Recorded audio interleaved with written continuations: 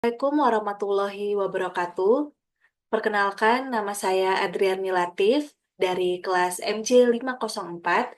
Pada kesempatan kali ini, saya akan membahas terkait studi kasus tugas terstruktur dalam mata kuliah manajemen risiko. Berikut situasinya.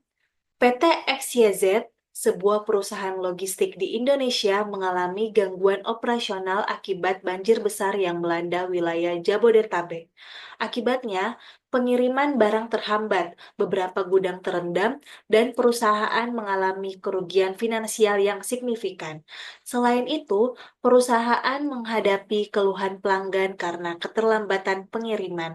Situasi ini menyoroti pentingnya perencanaan risiko dalam menghadapi bencana alam. Untuk risiko utama dalam situasi tersebut, yaitu dalam kasus PT XYZ yang menghadapi gangguan operasional akibat banjir besar di wilayah Jabodetabek, terdapat beberapa risiko utama yang dihadapi oleh perusahaan. Beberapa risiko tersebut adalah yang pertama yaitu gangguan pengiriman barang. Risiko transportasi. Banjir menghambat jalur transportasi darat, laut, dan udara yang menyebabkan keterlambatan pengiriman barang. Hal ini bisa memengaruhi kelancaran distribusi barang ke pelanggan dan mengganggu operasional secara keseluruhan. Kemudian gangguan pengiriman barang yaitu terkait keterlambatan pengiriman. Akibat gangguan transportasi dan infrastruktur, pengiriman barang akan terlambat yang berdampak langsung pada pelanggan dan reputasi perusahaan. Kemudian, resiko utama yang kedua yaitu kerusakan infrastruktur. Yang pertama yaitu gudang terendam.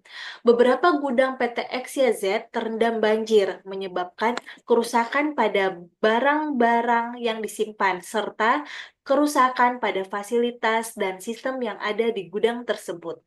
Kemudian, kerusakan peralatan dan infrastruktur. Selain gudang, fasilitas lain seperti sistem manajemen inventaris, kendaraan pengiriman, dan infrastruktur lainnya bisa rusak yang memperburuk situasi operasional. Kemudian, risiko utama yang ketiga yaitu kerugian finansial.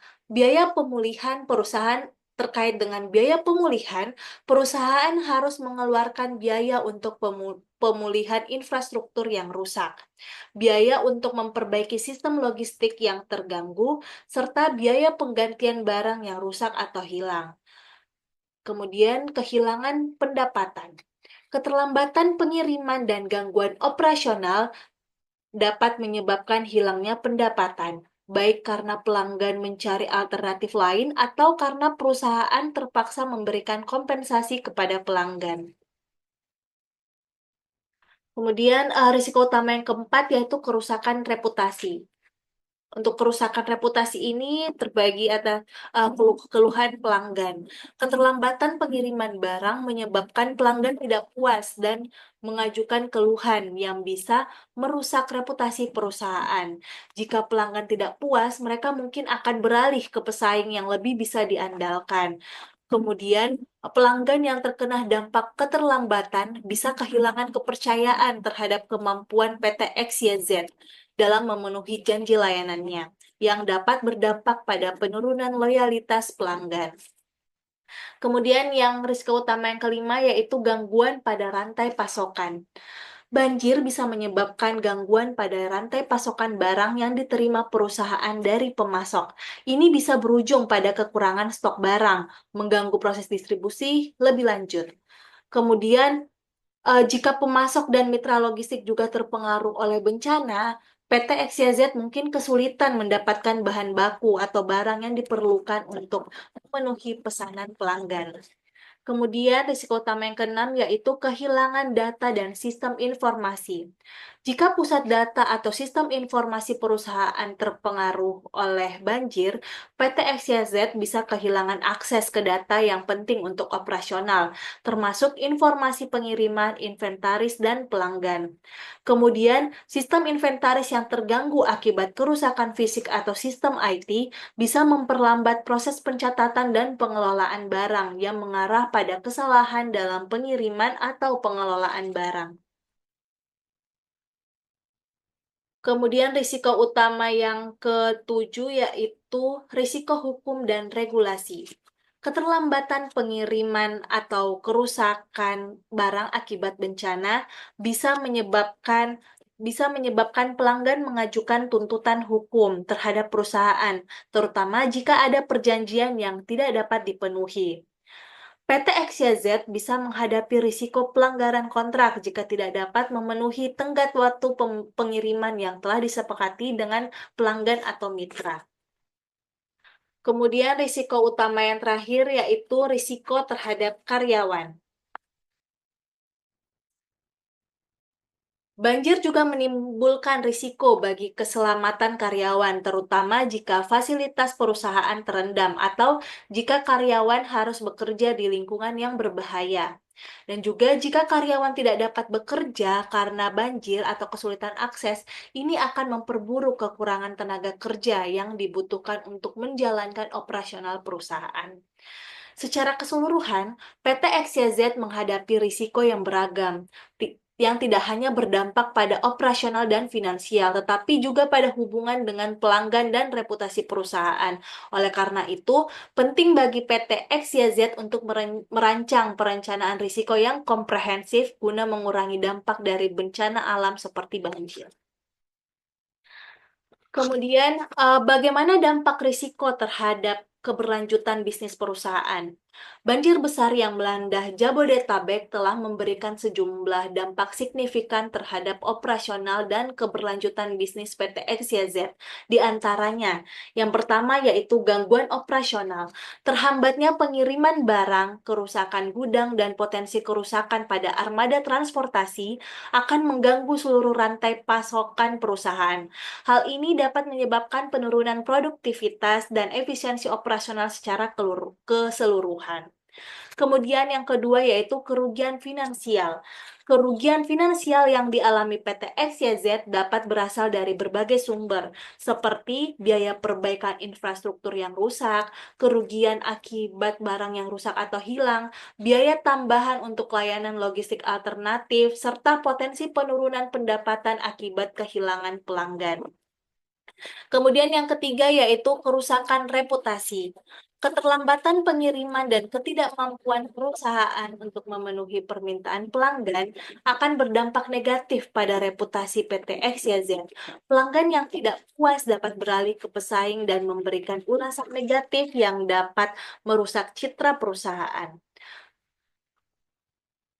Kemudian yang keempat yaitu hambatan pertumbuhan. Bencana alam dapat menghambat rencana pertumbuhan perusahaan. Investasi yang telah direncanakan mungkin harus ditunda atau dialihkan untuk mengatasi dampak bencana. Kemudian yang terakhir yaitu dampak risiko tekanan keuangan.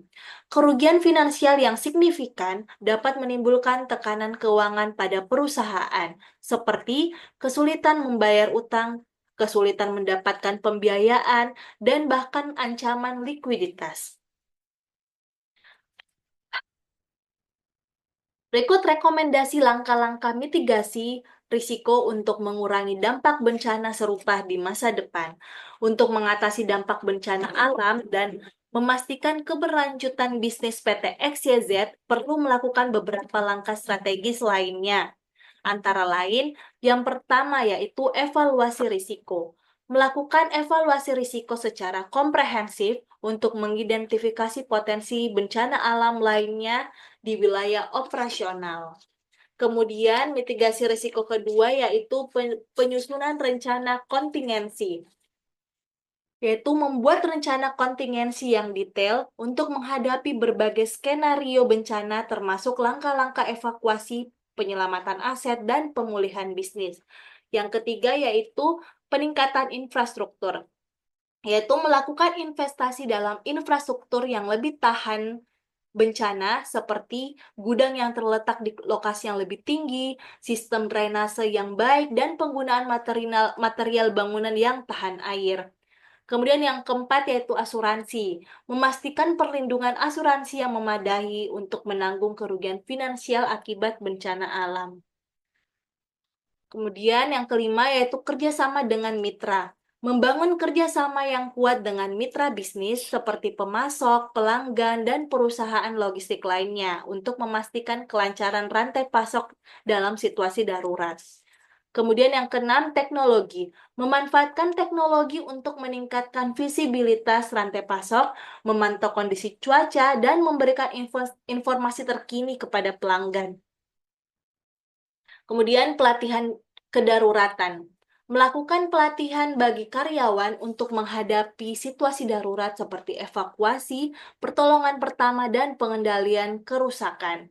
Kemudian yang terakhir yaitu komunikasi.